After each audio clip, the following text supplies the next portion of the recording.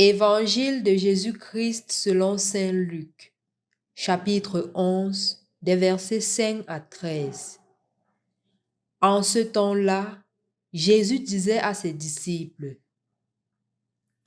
Imaginez que l'un de vous ait un ami et aille le trouver au milieu de la nuit pour lui demander: Mon ami, prête-moi 3 pains, car un de mes amis est arrivé de voyage chez moi et je n'ai rien à lui offrir. Et si de l'intérieur l'autre lui répond: Ne viens pas m'importuner, la porte est fermée, mes enfants et moi, nous sommes couchés. Je ne puis pas me lever pour te donner quelque chose.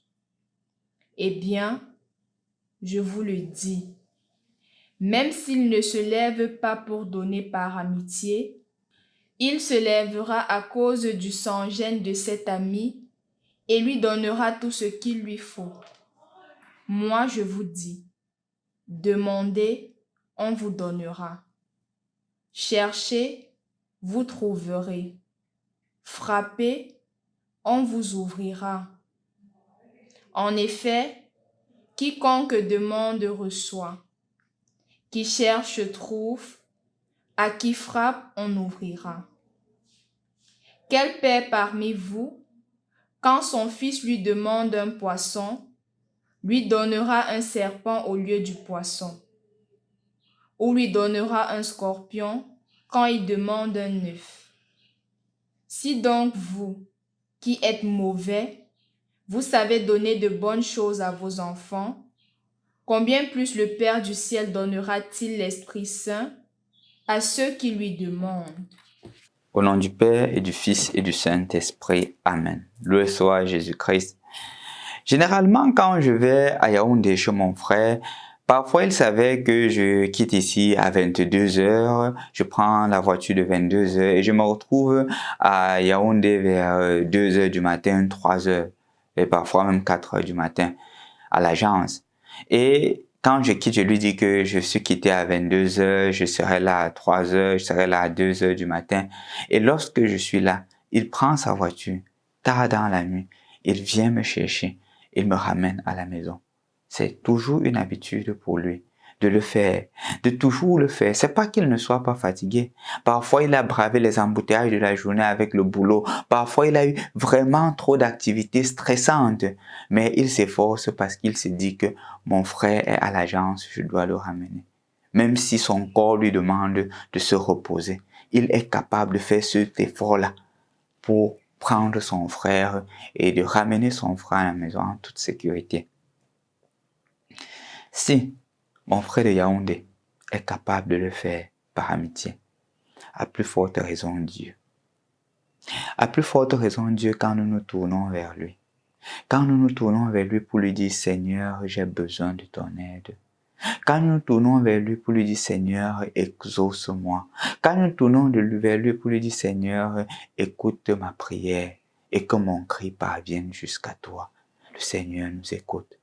Le Seigneur nous aime tellement que, quel que soit ce que nous lui demandons, il les exauce.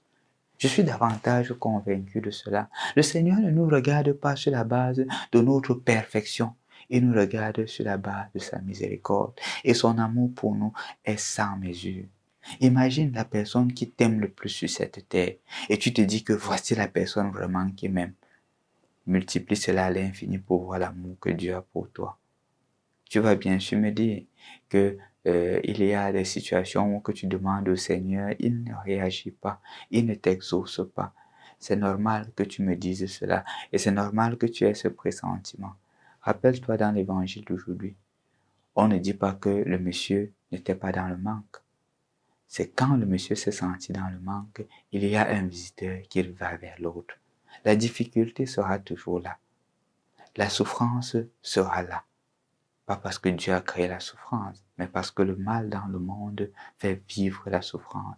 Mais une chose est certaine, c'est que l'amour de Dieu aura le dernier mot, en tout et pour tout. Et tu peux les vérifier dans les événements de ta vie jusqu'à présent. Il y a des situations dans lesquelles tu t'es retrouvé, tu pensais qu'il n'y avait pas d'issue. Après, tu te rends compte que la situation a changé. D'autres situations arrivent. C'est ainsi notre cheminement chrétien. L'important, c'est d'avoir toujours le regard fixé sur Jésus. Jésus qui nous a aimés, qui nous aime et qui nous aimera toujours, ne nous abandonnera pas. L'homme qui t'aime, t'aime vraiment. Et si tu apprécies son amour, c'est moins que l'amour que Jésus a pour toi. Parce que Dieu qui t'a créé par amour ne t'abandonnera jamais. Nous l'avons vu hier dans le livre de Jonas, combien il envoie Jonas pour appeler le peuple à la conversion parce qu'il aime. Toi aussi, le Seigneur t'aime. Prends conscience de cet amour. Il t'aime plus que tout. Il t'aime, il t'aimera toujours. Il t'a d'abord aimé. Grandis dans cet amour. Aujourd'hui donc, porte un geste d'amour à l'égard de ton frère. Si tu te sens aussi aimé de Jésus, fais un petit sacrifice, peut-être à l'égard de ton époux, peut-être à l'égard de ton épouse, peut-être à l'égard de tes enfants, peut-être à l'égard d'un ami, peut-être à l'égard d'un collègue. Pose aussi un geste d'amour, comme Jésus le pose à ton égard chaque minute, chaque instant, chaque seconde, chaque dièse. Au nom du Père et du Fils et du Saint-Esprit. Amen.